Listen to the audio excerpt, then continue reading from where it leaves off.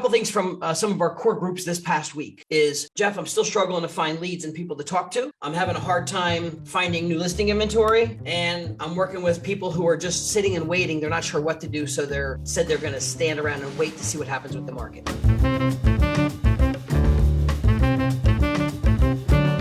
Actually very excited about today's call because I have known Jeff for years, talking, passing, right? We've done this, but I've actually never attended one of his coaching sessions and some of the things that he's talked about. I've seen your videos, Jeff. I know that you're an industry expert. You run panels all the time at all the major events that I go to. So I'm actually excited for you to bring the fire today, right? This is our first time ever doing this. So for those of you who don't know who Jeff is, he's going to introduce himself. Or Jeff, why don't you just go ahead and introduce yourself and we'll get right into it. Sure. Make it short and sweet. So Jeff Lobb, my company, Spark Tank Media and Coach 52. Been in the real estate way too long, probably 37 years. Started knocking on doors for a living wearing a mustardy gold jacket. So I learned old school strategies day one. But I'll tell you what, while those strategies we may not love, the goal of talking to people still exists. And that's the core of what we have to do for a living, right? Is find ways to talk to people. So been involved through all of the running agencies and brokerages I've run. I was the vice president of a large franchise brand with 800 offices. And then we parted ways to start my own coaching company. I wanted to help others who want to level up. Pretty simple. So, the beauty of what I get to do is, I'm a student myself in many cases too. When we're working with a team and we're testing strategies, we're testing what's working and what's not. So I could take that content as well and deliver it back to scaled audiences, like an audience like this, or even bigger in some of our platforms. So I want to talk about some of the things like what I'm hearing, what's working, what we got to be doing. And a lot of times it's a little bit tough love in between because that's where we are right now. So, and feel free to interject on some of the thoughts or dive into the questions if you have them. I'll try and keep an eye on the chat. Well, we're on Facebook Live. So if anybody watches the stream, if there's anything comes up in question or comments, fire away because I want this to be kind of up close and personal. All right. So a couple things from some of our core groups this past week is, Jeff, I'm still struggling to find leads and people to talk to. I'm having a hard time finding new listing inventory. And I'm working with people who are just sitting and waiting. They're not sure what to do. So they're going to stand around and wait to see what happens with the market, right? Because a lot of unknowns. Those are at least three. So let's address the first few. I usually could tell the success of a real estate agent or a team by looking at their calendar. I could literally look at their calendar and make a pretty good assessment as to, are they a proactive agent or are they a reactive agent? Are we scheduling time and really making time to find new business? We hate the word prospect, but find new business every day. And then there's those who are going to be super busy doing a lot of things, putting out marketing stuff and this stuff and that stuff and inspections, but not always finding new. They tend to be a little more reactive, waiting for stuff to happen, waiting for leads to come in. And you're going to see that breakdown really quickly in this market, right? A couple of years ago, Fisher jumping in the boat, still not easy. A lot of challenges with those multiple offers, 50, 80,000 over. But here, we still have to focus on two important things. No matter what market you're in, you still need inventory. So we've got to double down on finding listing inventory. And by finding it, I mean, if you're not talking to your past clients, if you're not talking to your sphere, physically having conversations with them, not just email marketing, calling them, having the conversation that says, hey, I just wanted to give you an update on the market. I know you've owned the home for 2 or 3 years, and I know you might not be looking at ready to sell yet or anything at this point. However, if you could do me a favor, and I always like to preface with, if you could do me a favor, it's just one of my easy ways into getting almost a yes for everything. They'll be like, yeah, sure. What's up, Jeff? We are looking for people who are looking to sell homes, in the next couple of weeks, next couple of months. And I know you know a lot of people here and at work or anywhere you go. If you could do me the favor, if you hear the word thinking about selling or thinking about real estate, would you mind making an introduction for me? I'd really appreciate that. We have to be that intentional because not every day they're thinking about me since I've sold them a home 3 years ago. Right. They may not even remember my damn name, but in a lot of cases, yeah. They don't remember. A lot of people don't follow up with their past clients, which is just, I think, just walking over dollars to pick up dimes. 100%. And you come from the CRM world of follow-up and discipline. That's your baby, right? So knowing that is, it can't just be email marketing. It can't just be drip stuff, because dripping, and I have a whole different rant on this, so I won't go there, but it's not as human as it should be, right? Correct. We need to be humans. And I tell people one of the simplest ways to stay connected in the human world, and it involves, if they are on Facebook by chance, like if they're on Facebook, the best way to pay attention to their life events is go create a Facebook list. It's the simplest free thing you could do is you go to your friends category. It says create a list. You put the people you want in that list, like all my past clients. And instead of spending 20 minutes of my life scrolling through people's drama in my news feed, the people that are important to me that are maybe going through life events, which triggers real estate transactions, I'm not seeing in my news feed because the algorithm doesn't give it to me. Right. So I just go through my list, click through my list. Next thing I know, a client who I sold a house to 3 years ago, I am seeing now, hey, their last kid is out to college. Oh, empty nesters, ding, ding, ding, right? Like there's the life events that are triggering when they may be looking to sell or buy next. So simple things that we need to do to track and talk to people. And when you see it happen online, you pick up the phone or visit them and become human, right? We don't do enough of that. Secondly is, where am I getting leads from? And that's a question I get asked all the time. And I have to flip the question back. Well, you could either wait for the leads to come in and buy them, Zillow, Realtor.com, Trulia, whoever you want to buy them from, or you're going to go find ways to do that. And one of the ways I always found was I injected myself, and I have a keynote talk about this. It's called 7 Streams of People. And the way I built my real business when I was practicing as an agent, not a broker owner, but as an agent, is I went and networked with different groups of people that gave me a return, meaning a referral on a monthly or every month basis. So let's just say it was like a BNI group. And I meet at 7 o'clock in the morning and we do our thing for an hour. If I was able to get a referral or something to convert every month or two, that to me was pretty beneficial. Like, oh, that's good. Secondly, where else would I get to network and build relationships with 30 or 40 other business owners in town on any given month? We could never get together. We would never have that opportunity. So if I could find a group that I call a stream of people, if we could find that, all I said is, now what if I could duplicate this somewhere else?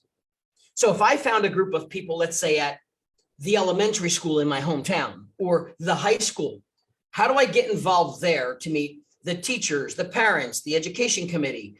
How do I inject myself to get that group of people to get to know me, like me, and trust me, and know me as the local expert, where I'll get referrals from that group, right? All proactive approach. Intentional, 100% with intent. Now, there's certain areas I wasn't going to, like I know people say, well, Jeff, I get a lot of activity from my church. Okay. Now I know you go to church for a reason, like right. You're there for a mental reason, a belief, but you're also still networking with people that live in own real estate. So that's still building trust in that group. The goal is duplicate the process across your community where you're getting a return in a referral base. My number was, when I had seven streams of people giving me leads on a steady referral basis, my business had another problem, is now I needed help. Now I was getting too many listings at that point. Now I needed an assistant. I needed a buyer's agent. I needed someone to work my weekends. That's when things started to really blow up. But it's all about, how do you want to find those people? And it's difficult for many because fear is in the way. They're afraid. It's fear of, what if I don't get this? It's fear of rejection. It's fear of, like, what if I don't fit in? I feel like a lot of people don't know what to say, right? Like they go to, so how do you, people, I mean, we've all been in the situation where you meet somebody after 30 seconds and they just like dive into what they do, right? Yeah. And I think that that's very off-putting for some. And I think what I've noticed in conversation is some people don't know how to bring it up subtly, right? Mm-hmm. Drop those subtle, because it does, you want to connect, you're like, I like that person, right? Yes. And oh, by the way, they do real estate. Like, not like, that's Jeff, he does real estate, I don't really, you know what I mean? Like, what type of conversations do you recommend people having? That's a great question. And it's something I have actually gotten really good at because it takes time. It's practice, right? Knowing what to say. But you're right. The second someone starts telling me all about what they do and it feels like pitchy, I don't even want to talk about it. So it happened to me in Vegas when we were there for the Inman event. Like a brand new vendor. I didn't literally like introduced right into pitch. And I'm like, like we slow down, but slow down, dude. Like I just met you, so we have a drink and let's talk about that for sure. So I always like to talk about things first, even if it's about them. I'd rather never talk about me first. It's like, oh my God, how are you doing? What are some things you're up to lately? What are you doing for a living nowadays? And getting them to talk first a little bit is always helpful. If it gets awkward, some people might say, well, what about you? And instead of me telling about what I do, I'm like, hey, I've been living in town for a long time. I've got 6 kids. Home is chaotic. I coach kids lacrosse, I coach football. And it all wraps around my crazy real estate career on top of that. So super busy and hectic, but I love my family. I love the town we live in. And I get some spare time in the meantime to sell real estate. So I joke through it sometimes, or I'll spin it into a conversation. Like someone will say, how was your weekend? Oh, my weekend was great. We had 2 football games. It was awesome. We won both our games. Even had time to squeeze in a great open house, got 2 offers on the open house, and wrapped up with a nice dinner with my wife at the Circle restaurant down the road. Have you ever been there? And in the meantime, they just heard that, oh, you're in real estate? Right. Yeah, I got an open house. We got a couple great offers on that. And then even sometimes when they want to talk about it, because everyone wants to talk about it, but you have to be able to sprinkle it in with super busy weekend. I was able to get, 2 or 3 buyers out. We made some great offers. But I also had some real fun at my kids' lacrosse game this weekend. Even though we lost, it was just fun to get out and do some outdoor stuff. Like that's just natural convo without any focus on that, but they heard that. Right. We know they heard that. And the other thing to tie into that is, and this was really big for me, was to not be a secret agent. My branding was always on me in some form of subtle advertising. Subtle, meaning it could just be my baseball cap on a Saturday, but it wasn't just at the time, it might've been Remax or whoever I was with. It might've said like, I had a logo, but no one really cares about that. What I used to do is the biggest value for me in marketing was always on the back of my shirt, the back of my jacket, or back of my top of my hat. And it was always Jeff Lobb, how real estate gets done was my slogan. So it had the word real estate in it. And then it had, at the time I had a toll-free number, 888 Jeff Lobb. Because back then toll-free numbers were cool, I guess. Right. Now I could be standing in line at Dunkin' Donuts, intentionally marketing and prospecting silently, because I know if I'm in line and I got 10 people behind me, they can see the back of my hat that I'm in real estate. And if I had something across my golf shirt about on the top of my golf shirt and it had my slogan and logo, I know they know I'm in real estate. Now they just want to, and I get the tap on the shoulder. Hey, Jeff, or hey, you in real estate? I'm like, yeah, hey, what's going on? You got a card on you? I'm like, yeah, sure. What's up? Now I am in line at Dunkin' Donuts because here's what I did. I, with intent, went where people are. And these were the people that were outside the farm area I was selling. So my farm area was like 800 condos, townhouses. I was always present in the areas they would go visit before, during, and after work. But I was visually not gaudy, not clunky, just with some little swag where I know they can see I was in real estate all the time. And they would actually come to me and ask me questions.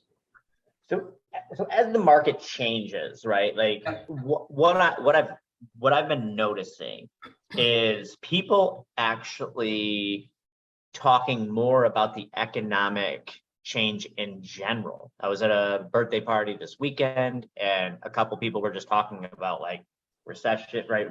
Real estate actually in natural conversations that I've noticed have actually increased, where I think now is such an interesting time to be educating yourself as an agent, right, about the current market conditions, because you have those that say the market will continue going up, you have those that say that it's going down, and then everybody's somewhere in between. Yeah. So how, going into this next cycle that we're entering into, how is somebody supposed to deal or adjust or adapt when, like you said, the last 24 months, fish were jumping in the boat, right? It was like overwhelming. We've seen those crazy videos where all the fish are jumping in, those like Asian carp or whatever, right? Like Yeah. it was like that. I remember, you know, and then they got all these offers, and then when they get a buyer, it's like they don't want to work with a buyer because they show them 30 houses, make 20 offers, and none of them get accepted. So Right. like as we transition into this period, what are things that people should be doing? So really important now is to understand your data in your marketplace, meaning understand what real trends are happening with list to sale prices, days on market prices, because your typical, when you do get the opportunity for that seller, well, we can talk both seller and buyer, but for that listing, their mindset is they still want top dollar here because they don't want to, and listen, no one's going to want to admit that they missed the boat a year and a half ago. And just because their neighbor 8 months ago got this, they still want this too. So we have to do a better job, because there's two things that happen with our opportunities for listings. If we come in with data and we sound like negative Nancy about it, like there's no way you're going to get that, or they're going to feel you're going against them. You're not working for them. We have to constantly show, like, I am on your team 100%, and I want to get you the most amount of money. But let's break down what reality looks like so you and I, homeowner and I, can make a smart business decision. I want to do this together. And when they say we want to get up here, let's talk about that. Don't say you'll never get it. Let's talk about what happens when it's here.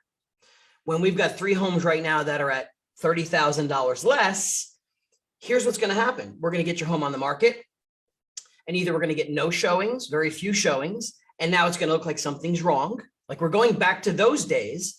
And what's going to happen is I'm going to request that in 2 weeks, we get you a price reduction to get you in this game.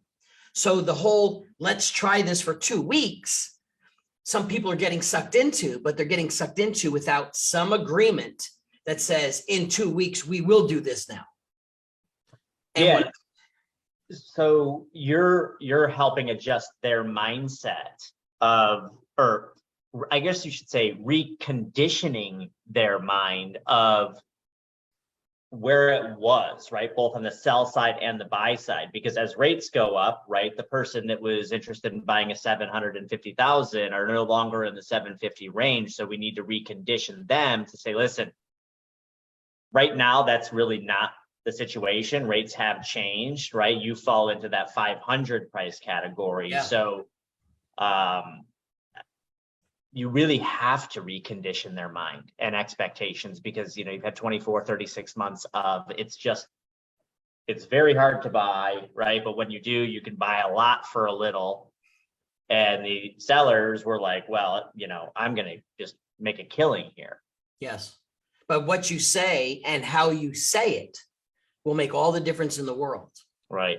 Because the last thing you want them thinking on that initial appointment is, they're not willing to, they're not even going to try for us. They're just saying it's not possible. We can't make it sound like we're working against them. We have to make it sound like we're working with them to get them the best, but they have to come around to understand by us showing them, let's take a look at this. And anytime there's an objection in there, like, why can't we try this?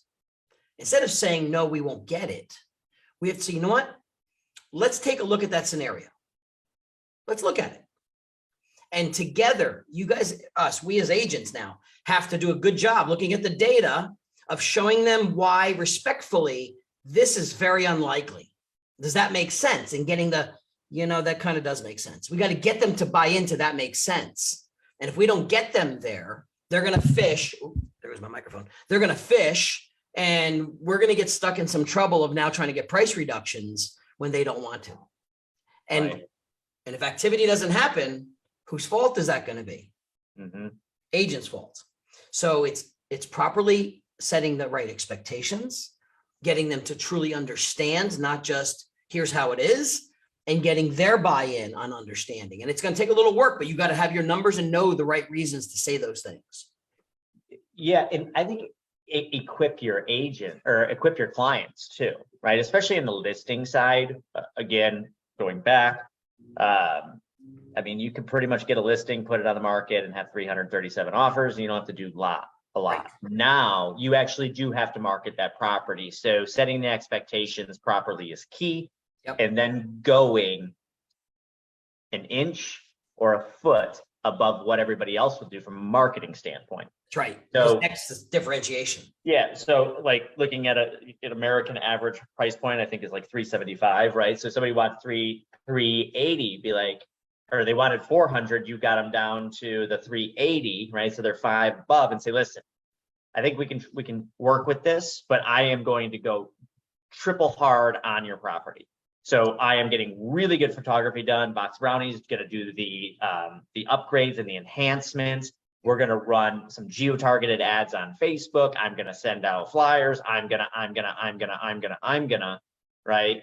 To get as much exposure as possible, because it's not how it was. So expectations and under promising, over and deliver in the from a marketing perspective. Like, we are going to push the hell out of it. And selfishly, so this is selfish. This is where I know, this is where when I teach our teams, this is where I tell them, this is why HighNote's a huge value opportunity, is because it's not just telling them. I was never big, like even before technology was, like when that first iPad came out, I was out there like, let me show you what professional photography is going to look like compared to others on the MLS. Because when they can see the difference of a video tour done elegantly, they see the video tour. They want to see my Instagram marketing. I can show them my Instagram marketing visually, right? What the Box Brownie, like show them a day to dusk view, show them what that's going to look like, right? And when I could show them and have an a la carte menu to pick and choose what's their hot button, I win because I show more visually, not just talk. And I wow them with that, because that's an emotional connection they're making. They're seeing it and going, wow, that's going to look beautiful. That's amazing you do that. They don't need to know how much we spend on it, but it looks like we're doing a boatload, right? So to me, that's what I love about having the visual content available on demand to what I want to show them, and be able to do it from my devices. I think the agents could very easily build a really nice checklist, because I know a lot of them were not doing this, right, over the last few years. But just building out a really nice checklist of all of the different marketing things that you're going to do, and in which order. Yep. So we're going to do A, and then the next week we're going to do B, then C, then D, then right, all the way through, like in a historical timeline of events. Yep. And then say, listen, we might not have to get to D and E because A and B and C cover that. But I think that that's something that would be super easy for any agent to do that would help them stand out. Right. I'll tell you, man, I watch some of these people and some of the information that they present, and it's not a lot. No, it's not a lot, but I have to be prepared that I'm competing with the top producer in any market. I have to assume they have the next appointment. I have to make that assumption. So I have to make sure, and most of my presentations when I did them, and what we teach now is more so, yeah, I know people want to know about you, but it's very rarely about me at first. It's always about, let me show you how myself or our team, let me show you how we're going to market your home to get you the most amount of money, to get you what you want in the time frame you want. Let me show you that first. It's not about like, let me tell you about my brokerage, or we're the biggest and we're the best and we're the largest team in the universe. Like, that's all cool. But at first, I've always led with, let me show you the value of what we're going to do for you first. They may not, by the time we're done, they may not even give a crap how big my office is, or team, or brand, or company. If I did a good job, most people are like, this is amazing. Let's go. Great. Because remember, we sell ourselves. People buy people. Right. And not saying your brand doesn't matter or your team doesn't matter. It'll carry the leverage and influence it needs when it's needed. But if I did a good enough job here, most of the time they're going, I'm buying the Jeff Lobb guy. I don't care where he hangs his hat. I want this. And that's what I have to be good at. And it's a craft. It takes time. Yeah. So what about working with buyers, right? Like, we know that from a sell side, you've talked about reconditioning their mindset, yep. right? And through education. Yep. And then every presentation that you do on the listing side should be like you're competing against the #1 agent in your community, right? So going above and beyond as much as you possibly can. What about on the buy side? Like where are people going to do, or where should they be going to get more buyers, right? In the conversations and marketing and assisting them. Yeah. And some of them get stuck because they've never been through an interest rate shift, right? So we tell them all the time, marry the home, not the rate, right? We understand the rate has an impact on what you qualify for. We do know that. But if you're still looking for a home and it still meets your criteria, maybe it's not your 750s, but if you could find something you love in the 650s that you qualify for, two things can happen. Anytime the rate moves to a more advantage, there's always a refi opportunity. They'll be chomping at the bit to do that because I work with mortgage folks. That's what they tell me all day long.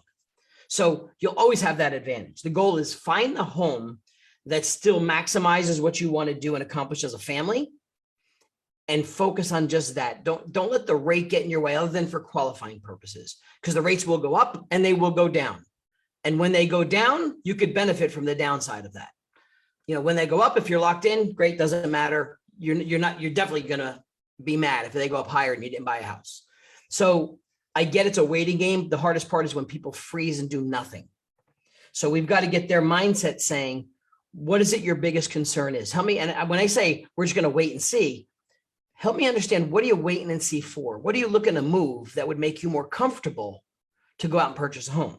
What is that trigger? And some will tell you, well, I'm just waiting to see if the rates go down. Okay, well, let's talk about the rates. If you found a house now and the rates go down, we can get you the cheaper rate, right? So that's not that hard to do.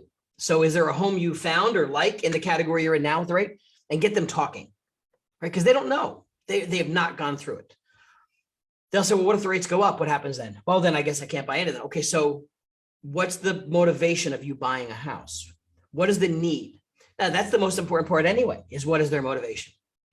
Right. Are they moving for jobs, school systems? They're growing out of their house and they can't possibly live another year with 4 kids under a 2-bedroom house. Like what is their motivation? Because not everyone's going to be as motivated. Some will just sit and wait because they're not motivated. That's okay. But don't spend every waking hour on them. Nurture them, right. Stay friendly with them, provide them information, keep them in tune. Find the ones that still have the motivation. We have a need. We're going to do this. We just got to figure out what to do, and then educate them. And if you're not that good at it, bring in your mortgage partner to help them too, that can communicate that here's what this can do. Don't be the expert on all things. Yeah.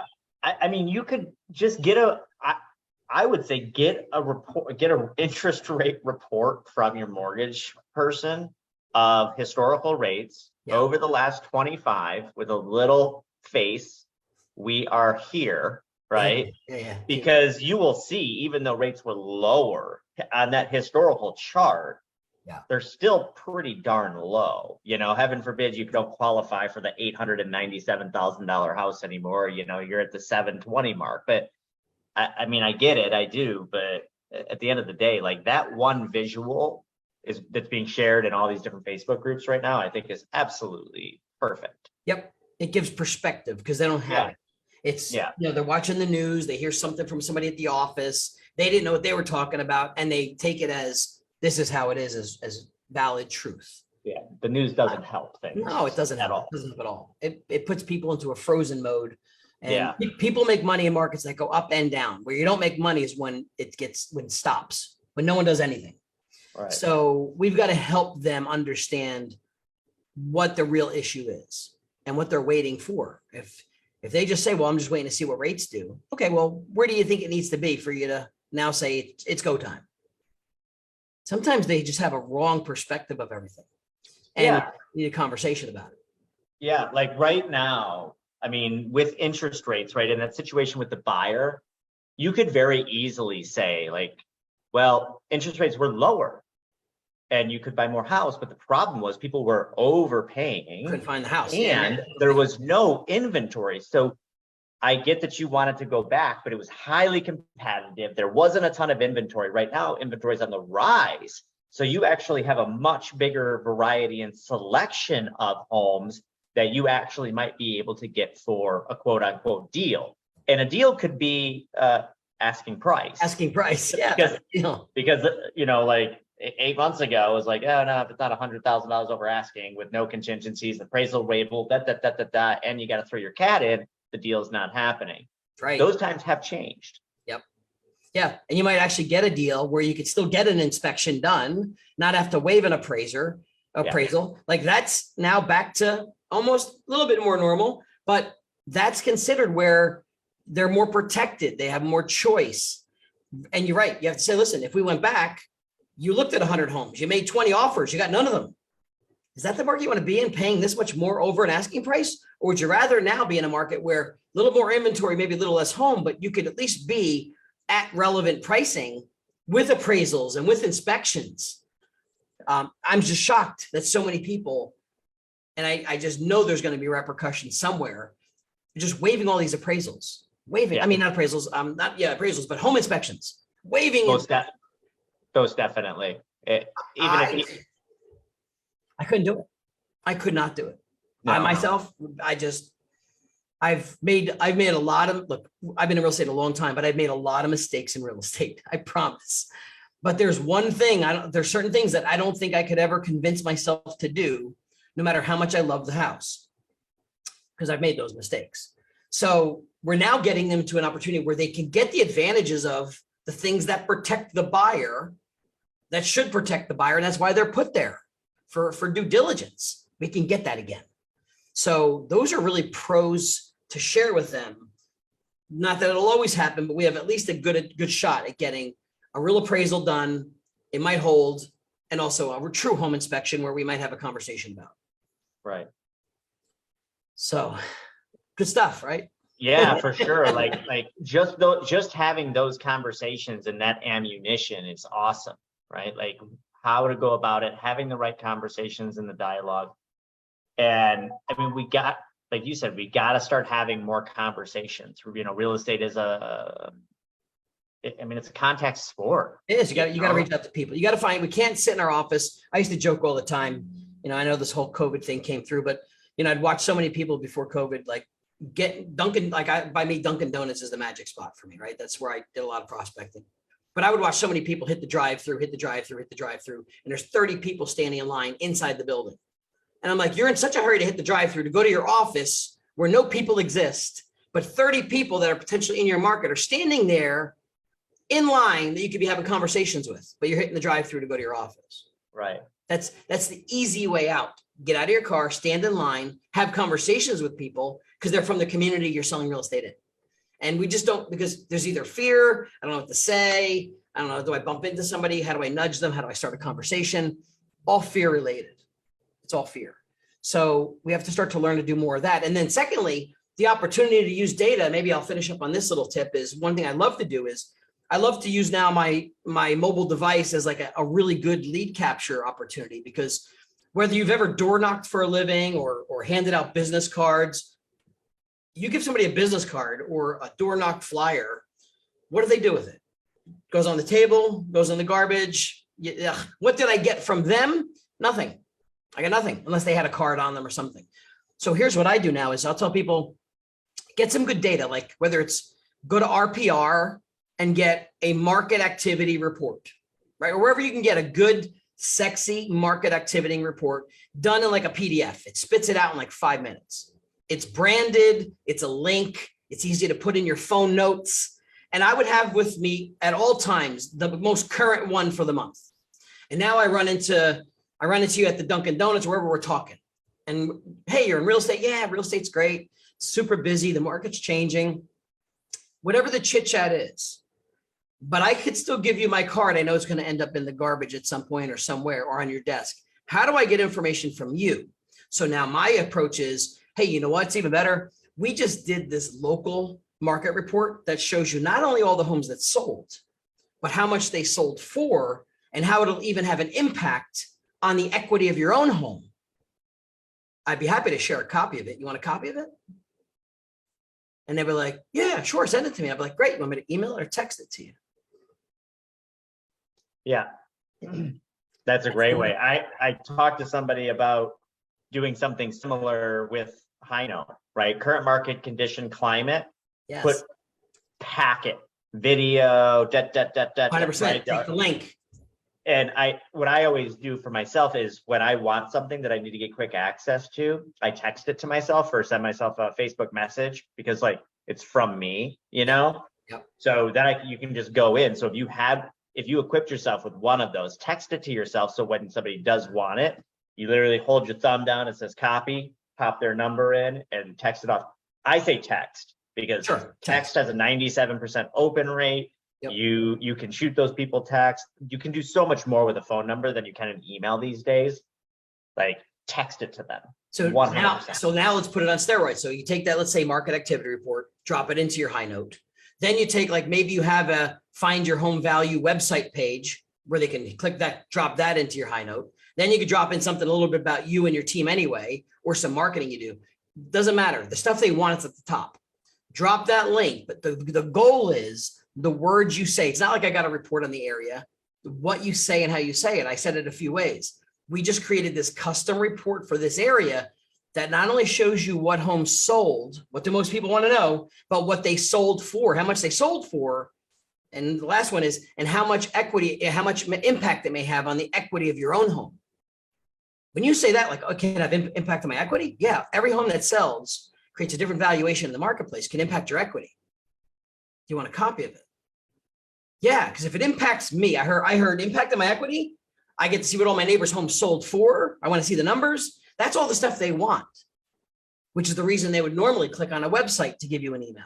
So by giving them those little teasers and then say, you want a copy of it, I'll just share it with you. It's easy to do. I'll just text it to you. What's your cell phone? And just be assumptive. Text them the HighNote link. Boom. And then the beauty of the data. Watch what they clicked on, how long they clicked on it. And then now you get to see, then you send them a thank you. Hey, appreciate it. It was nice running into you today, et cetera, et cetera. So we've got to get savvier using the tools we have by the methodology that we use. And that still costs me nothing. It's just me engaging with a person, but having something of value. So they would give me something in return, which is their phone number or an email address. Got it. So yesterday I saw a post, and I'd like your opinion on this. People were asking about their lead sources. And so many people were just like terribly negative on all of these different lead sources. None, don't do it. Don't buy leads. And I get it, right? But it's like kind of one of those industries where it's like, for some odd reason, every other industry spends money, marketing dollars, right, to acquire a first name, a last name, an email, and a phone. Yep. To go get business, right? So agents that don't want to do that, they are stuck in their ways, and they're like, I'm not marketing myself in that way, and I'm not buying leads, right? Yep. Somebody who's just doing referral only, right? Friends, family, what should they be doing to increase the volume? And I know conversations, of course, but what should they be doing, the ones that aren't buying those leads, to step it up? Because I think that those who don't have multiple pillars of business coming in, which I believe there has to be 4 pillars. Yeah. Those that only have 2, as the market changes, I don't want them to be left behind. I want them to be able to succeed. So what should they do to work those 2 pillars, right? Friends, family, referral type of stuff, past customers. Yeah. So I think the challenge lies in is we kind of talked a little bit about this before too, but the content that if and when content goes out, it's very generic, it's very automated, it's very cookie cutter stuff. I believe we need to we do a poor job creating what I'll call an ecosystem. An ecosystem is something full circle where people really never lose touch with you. They're always coming back to the platform, always coming back to the well for something. So I think if we were going to stay connected to those people, what would those people, meaning the past client or the friends and family, what is something they would genuinely find value in if we sent it to them? And we have to really answer that question first, because I ask most audiences in a live when I'm on stage, and it's so fun to watch the audience when I could say this and look at them, is I'll say to most people, and this is right up your alley too with the CRM. How many of you have an email marketing campaign going out to clients, past clients, whatever it is? How many? And then raise your hands. Boom. Okay, great. Some automated, monthly. Good. Now, let's play the role. You are now your customer. You're sitting in your customer's shoes, and you're getting your own emails on a monthly basis, right? You're getting them. Now, based on what you know you're sending them, how many of you now, by a show of hands, would feel really excited and can't wait to open that email on a monthly basis? And you watch the hands and the looks going, Not me so much. Okay, so what you're saying is you wouldn't even open up your own content because you don't find value in it, but we're going to send it to our clients. So that's called digital junk mail. So now you might even be annoying them. So stop it for a second. Think for a second, what is something they might find exciting? I said, have you ever opted into any email? I said, it's rare. Most of the time we're opting out, opt out. I opt into a few emails. Marketing brew, tech brew. I don't know if you guys see any of the brews, but I get them at 6:02 in the morning. Marketing brew hits my inbox. I look forward to reading it. It's got good ideas. It's at the right time of day. And I open it because I asked for it. So what would your customers think is good information? How about all things real estate related, not just about your home's value, but guess what? On any given day, homeowners will go to Facebook groups and ask strangers in a group who they know that knows an electrician. Who do they know that's got a good carpet cleaner? Who do they know that's good? They're vetting strangers when in my head says, why don't you just call your realtor? They know a good electrician. They know a good plumber. They know a good landscape guy. They know a good snowplower. Like, why aren't you calling your realtor? They don't feel the real estate agent has the value. We never prove that value. We don't give them that value. We don't send them content about it. So they're just going to go vet strangers in freaking Facebook. And to me, that's the big disconnect. And I use this example in one of my talks is I show the why Apple, the company Apple is a multi-billion-dollar company, not because they make the best computers or the best phones or the best watches or the best whatever, is their ecosystem is worth the millions. It forces people into that system. So everything I need, I'm coming into here. Everything related to my life is in here. My phone, my camera, my contacts, my text, my social, my search, my everything.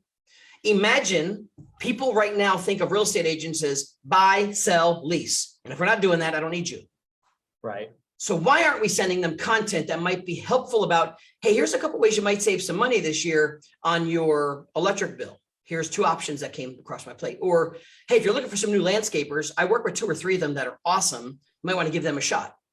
Give them something that's related to the stuff that you've sold them that they might call you and go, you know what? I'm looking for this. I'm looking for that. Who do you know? Instead of going to strangers. We get to that point, we've created an ecosystem. Yeah. And you're building a better relationship too. 100%. You know, you're really galvanizing it by continuing to do that. I always said in the CRM days, right? Gather micro data. Like we, as humans, we all connect with other people on different things. Yep. Lacrosse. Yes, right. Church, food, right? Every time that we connect with people, if you could take a little note, right? It's not that hard if you think about it. And it's like, we connect about this. And even in yours and I's circle, Jeff, in the real estate community, in the tech community, Yep. like we have all of these amazing friends that we connect with from all across the country. And we have different interests that we connect on, right? Like one guy I talk about concerts to, another person it's food.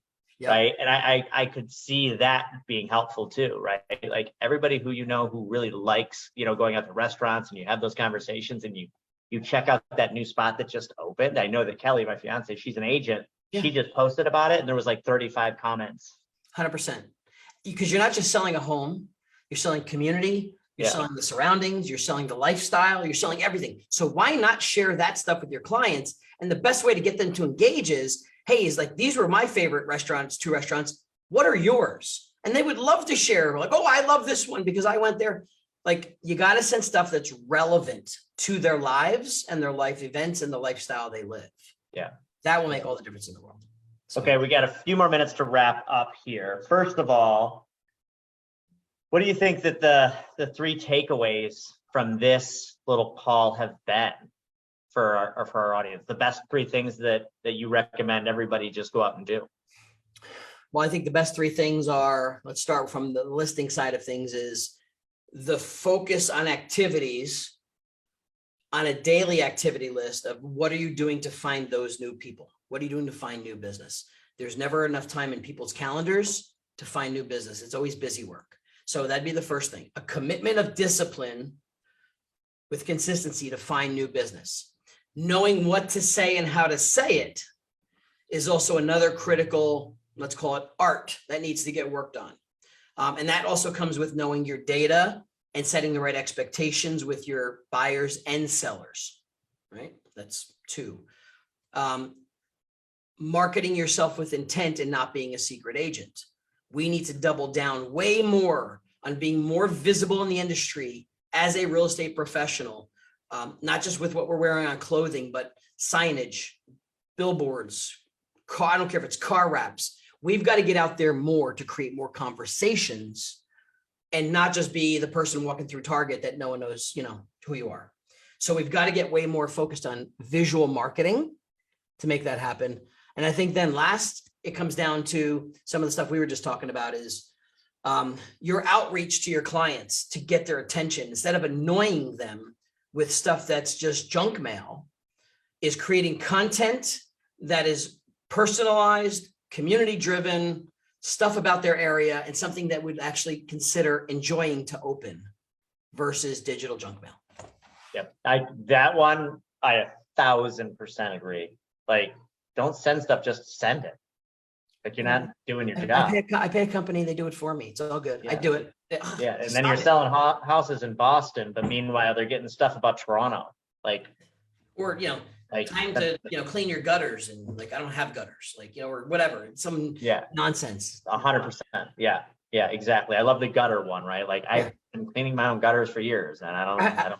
My favorite one, time to change your clocks because I don't have clocks anymore. Yeah, exactly. They're like, stop it. They just change. My refrigerator changes on its own at this point. Stop sending me time to change the clocks. Right? Yeah.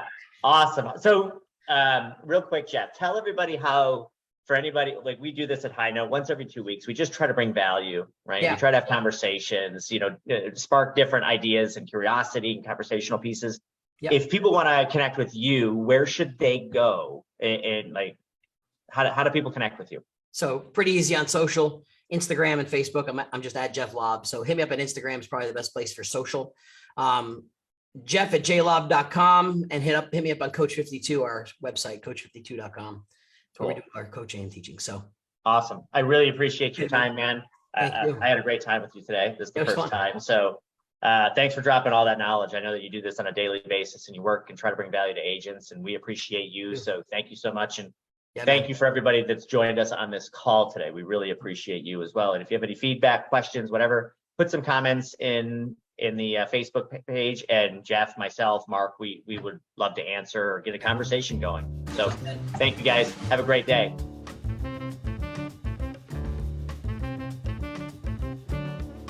Want to keep getting tips? Hit the subscribe button as well. Thanks for watching, and we hope you get a lot out of this.